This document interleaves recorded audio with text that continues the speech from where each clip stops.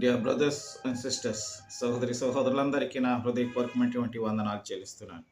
ఈ సమయంలో రోమన్స్ 7వ అధ్యాయము 18వ వచనం చదువుకుందాం. నా యందు అనగా నా శరీరమందు మంచిది ఏదియో నివసింపదని నేను ఎరుగుదును.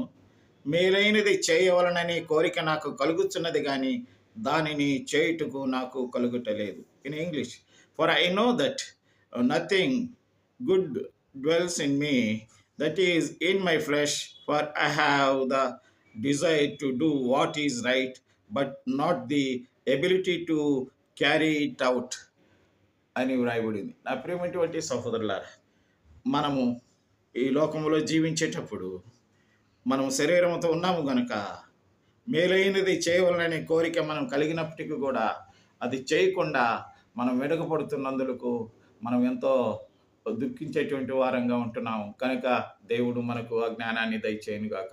ఆమేన్.